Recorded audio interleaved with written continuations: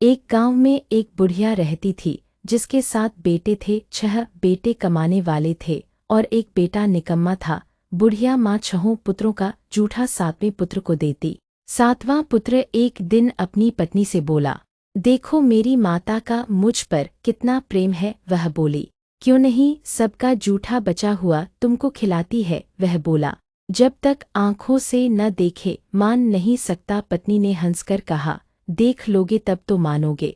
कुछ दिन बाद एक बड़ा त्योहार आया। घर में 7 प्रकार के भोजन और चूरमा के लड्डू बने। वह पत्नी की बात को जांचने के लिए सिरदर्द का बहाना बनाकर पतला कपड़ा सिर पर ओढ़कर रसोई में जाकर सो गया और कपड़े में से सब देखता रहा। 6 भाई भोजन करने आए। उसने देखा माँ ने उनके लिए सुंदर सुंदर आसन बिछाए, 7 प्रकार की रसोई परोसी और आग्रह कर कर के उन्हें भोजन कराती रही। वह देखता रहा। 6 भाई भोजन कर उठ गए। तब माँ ने उनकी 5 थालियों में से लड्डुओं के टुकड़ों को उठाया और एक लड्डू बनाया। जूठन साफ कर माँ ने उसे पुकारा, उठ बेटा उठ, तेरे भाइयों ने भोजन कर लिया, तू भी उठकर भोजन कर ले। उसने कहा, माँ मुझे भोजन नहीं करना, मैं परदेस जा रहा हूँ। माता ने कहा, कल जाना हो तो आज ही जा। वह बोला, हाँ हाँ जा रहा हूँ। यह कहकर वह घर से निकल गया।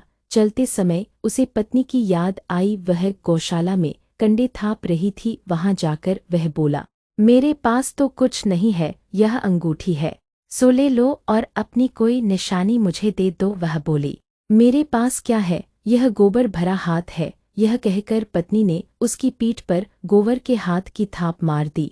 वह चल दिया। चलते चलते दूर देश में पहुंचा। वहां एक साहूकार की दुकान थी। वहां जाकर बोला, सेठ जी मुझे नौकरी पर रख लो। साहूकार को नौकर की सख्त जरूरत थी। साहूकार ने कहा, काम देखकर तनख्वाह मिलेगी। उसने कहा, सेठ जी जैसा आप ठीक समझे। उसे साहूकार के यहाँ नौकरी मिल गई। वह वहां दिन रात काम करने लगा। कुछ दिन में दुकान का लेन देन, हिसाब किताब, ग्राहकों को माल बेचना, सारा काम करने लगा। साहूकार के 7-8 नौकर थे। वे सब चक्कर खाने लगे, लेकिन उसने अपनी लगन, परिश्रम और ईमानदारी से सभी को पीछे छोड़ दिया। उसे अपने किए का फल मिला। सेठ ने भी उसका काम देखा और 3 महीने में ही उसे मुनाफे में साझीदार बना लिया। परिश्रम करते करते 12 वर्ष में ही वह नगर का नामी सेठ बन गया और सेठ अपना सारा कारोबार उस पर छोड़कर बाहर चला गया। इधर उसकी पत्नी पर क्या बीती वह सुने। सास ससुर उसे दुख देने लगे। गृहस्थी का काम करवाकर उसे लकड़ी लेने जंगल में भेजते। इस बीच घर की रोटियों के आटे से जो भूसी निकलती उसकी रोटी बनाकर रख दी जाती और फूटे नारियल की नरेली में पानी दिया जाता। इस तरह दिन बीतते रहे। एक दिन वह जब जंगल में लकड़ी लेने जा नहीं थी, तब उसे रास्ते में बहुत सी स्त्रियां संतोषी माता का व्रत करती दिखाई तीन। यह वहां खड़ी होकर पूछने लगी, बहनों यह तुम किस देवता का व्रत करती हो और इसके करने से क्या फल होता है? इस व्रत के करने की क्या विधि है?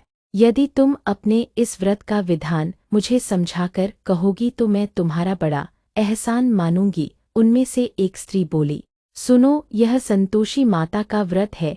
इसके करने से निर्धनता, दरिद्रता का नाश होता है, लक्ष्मी आती है, मन की चिंताएं दूर होती हैं, मन को प्रसन्नता और शांति मिलती है, निपुति को पुत्र मिलता है, प्रीतम बाहर गया हो तो वह शीघ्र लौट आता है, कुंवारी कन्या को मनपसंद वर मिलता है, चलता मुकदमा खत्म हो जाता है, कलह क्लेश की निवृत्ति हो, मुख शांति होती है, घर में धन जमा हो, धन जायदाद का लाभ होता है तथा और भी मन में जो कुछ कामना हो सब संतोषी माता की कृपा से पूरी हो जाती है, इसमें संदेह नहीं। वह पूछने लगी, यह व्रत कैसे किया जाता है, यह भी बताओ तो बड़ी कृपा होगी। वह स्त्री कहने लगी, बिना परेशानी श्रद्धा और प्रेम से जितना भी बन सके प्रसाद लेना, 5.25 पैसे से 5.25 आने तथा इससे भी ज्यादा शक्ति और भक्ति के अनुसार गुड़ और चना ले। हर शुक्रवार को निराहार रहकर कथा कहना सुनना, इसके ओम बीच कम नहीं टूटे, लगातार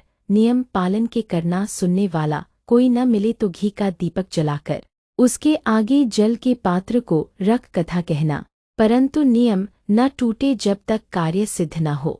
नियम पालन करना और कार्यसिद्ध हो जाने पर व्रत का उद्यापन करना। 3 मास में माता पूरा फल प्रदान करती है।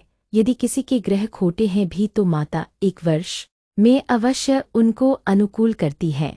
कार्य सिद्ध होने पर ही उद्यापन करना चाहिए, बीच में नहीं। उद्यापन में 2.5 सेर आटे का खाजा तथा इसी अनुसार खीर तथा चने का साग बनाना। 8 बच्चों को भोजन कराना। जहाँ तक मिले देवर जेठ भाई बंधु कुटुंब के लड़के लेना, न मिले तो रिश्तेदारों और पड़ोसियों के लड़के बुलाना, उन्हें भोजन करा। यथाशक्ति दक्षिणा दे। माता का नियम पूरा करना। ध्यान रखना उस दिन घर में कोई खटाई न खाए। यह सुन वह वहां से चल दी। रास्ते में लकड़ी के बोझ को बेच दिया और उन पैसों में गुड़ चना ले माता के व्रत की तैयारी कर आगे चली। रास्ते में संतोषी माता के मंदिर में जा माता के चरणों में लौटने लगी, विनती करने लगी, माँ मैं दीन हूँ, निपट मूर्ख हूँ, व्रत के नियम कुछ जानती नहीं, मैं बहुत दुखी हूँ। हे माता मेरा दुख दूर कर, मैं तेरी शरण में हूँ। माता को दया आई। एक शुक्रवार बीता कि दूसरे शुक्रवार को ही उसके पति का पत्र आया और तीसरे शुक्रवार को उसका भेजा हुआ पैसा आ पहुंचा। यह देखकर जेठानी मुंह सिकोड़ने लगी। इतने दिनों बाद इतना पैसा आया, इसमें क्या बड़ाई है। लड़के ताने देने लगे। काकी के पास अब पत्र आने लगे, रुपया आने लगा। अब तो काकी की खातिर बढ़ेगी, अब तो काकी बुलाने से भी नहीं बोलेगी। बेचारी सरलता से कहती, भैया पत्र आए, रुपया आई तो हम सबके लिए अच्छा है। ऐसा कहकर आंखों में आंसू भरकर संतोषी माता के मंदिर में जा मातेश्वरी के चरणों में गिरकर रोने लगी।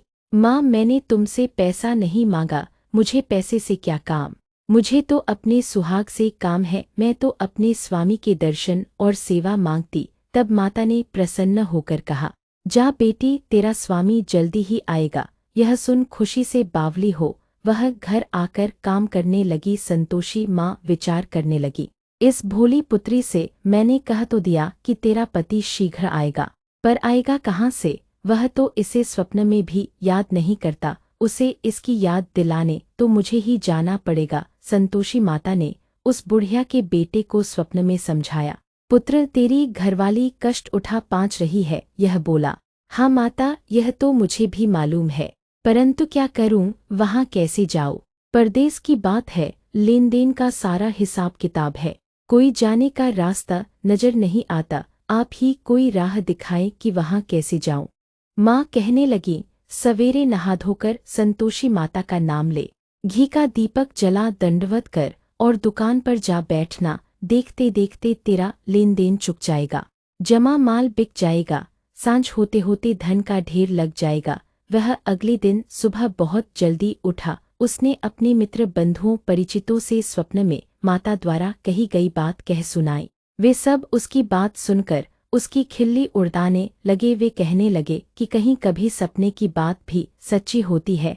एक बूढ़ा व्यक्ति बहुत समझदार था, वह बोला, देखो भाई मेरी बात मानो, इस तरह सांच या झूठ कहने के बदले देवता ने जैसा कहा है वैसा ही करना, तेरा क्या जाता है।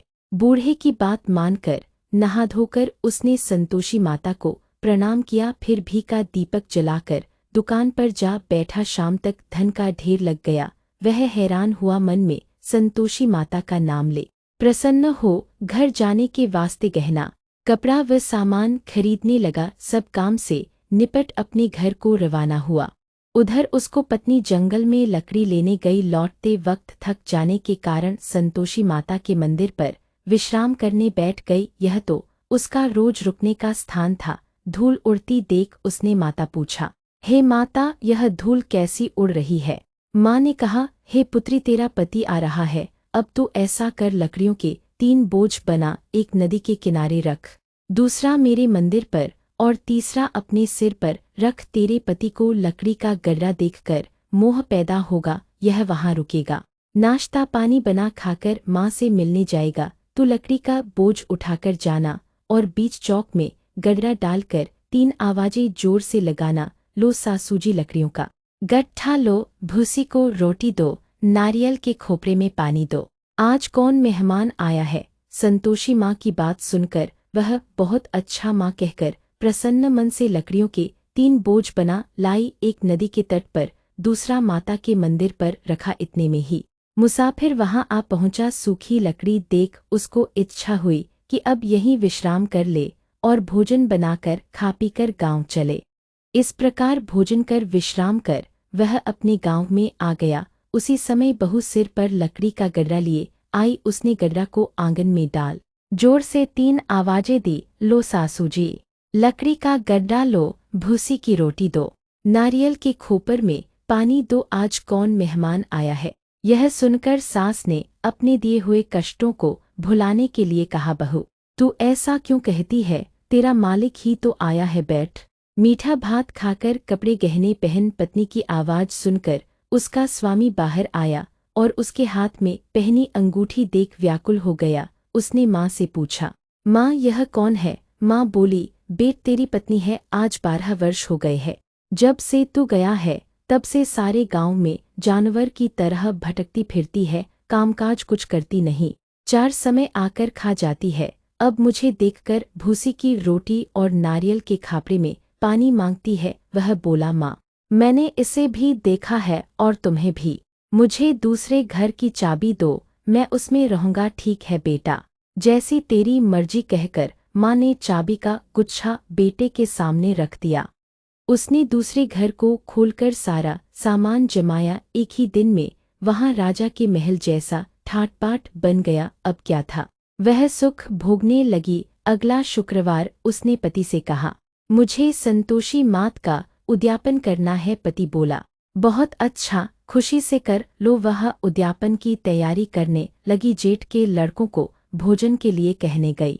उन्होंने मंजूर किया, परंतु पीछे से जेठानी ने अपने बच्चों को सिखलाया, देखो रे, भोजन के समय सब लोग खटाई मांगना, जिससे उसका उद्यापन पूरा न हो। लड़के भोजन करने आए, खीर पेट भरकर खाई, परंतु बात याद आते ही कहने लगे, हमें कुछ खटाई खाने को दो, खीर खाना हमें भाता नहीं, देखकर अरुचि होती है। लड़के उठ खड़े हुए बोले, पैसे लाओ। भोली बहू कुछ जानती न थी, उसने उन्हें पैसे दे दिए। लड़कों ने बाजार जाकर उन पैसों से इमली खरीदी और खाई। यह देखकर बहू पर माता जी ने कोप किया। राजा के दूत उसके पति को पकड़कर ले गए। अब सब मालूम हो जाएगा जब जेल की रोटी खाएगा।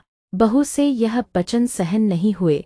वह संतोषी माता के मंदिर में गई और कहने लगी, माता तुमने यह क्या किया, हंसाकर क्यों रुलाने लगी। माता बोली, पुत्री तूने मेरा व्रत भंग किया है, इतनी जल्दी सब बातें भुला दी। वह बोली, माता भूली तो नहीं हूँ, न कुछ अपराध किया है, मुझे तो लड़कों ने भूल डाल दिया, मुझे क्षमा करो। माँ बोली, ऐसी भूल भी कहीं होती है। यह बोली, अब कोई भूल नहीं होगी, अब बताओ मेरे पति कैसे आएंगे। माँ बोली, पुत्री जा, तेरा पति तुझे रास्ते में ही आता मिलेगा। वह मंदिर से निकलकर बाहर आई तो रास्ते में उसे अपना पति आता हुआ मिला। उसने पूछा, कहाँ गए थे। वह बोला, इतना धन जो कमाया है उसका कर राजा ने मांगा था, वह भरने गया था। वह प्रसन्न होकर बोली, भला हुआ, अब घर चलो। फिर अगला शुक्रवार आया। वह बोली, मुझे माता का उद्यापन करना है। पति ने कहा, ठीक है करो। वह फिर जेठ के लड़कों से भोजन को कहने गई। जेठानी ने लड़कों को सिखा दिया कि तुम पहले ही खटाई मांगना।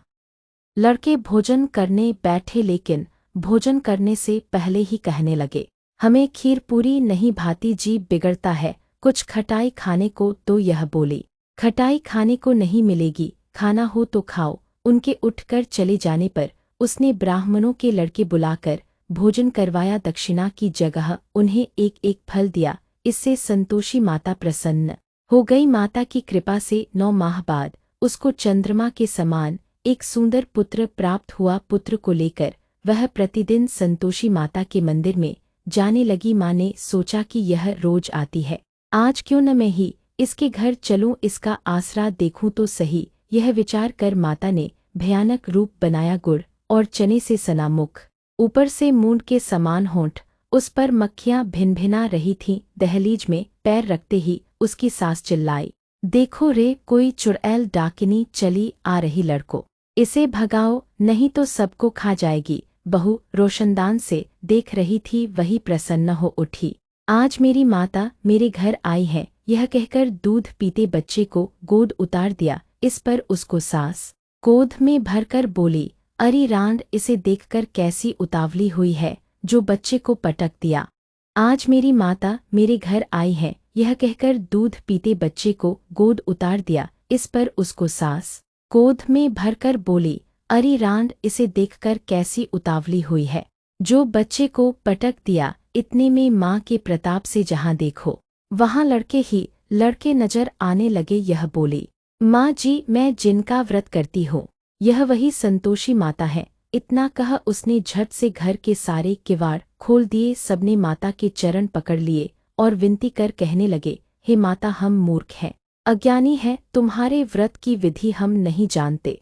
तुम्हारा व्रत भंग कर हमने बड़ा अपराध किया है। हे माता, आप हमारे अपराधों को क्षमा करो। इस प्रकार बार बार कहने पर संतोषी मात प्रसन्न हुई। इसके बाद उसकी सास कहने लगी, हे संतोषी माता, आपने बहू को जैसा फल दिया वैसा सबको देना। जो यह कथा सुने या पढ़े उसका मनोरथ पूर्ण हो।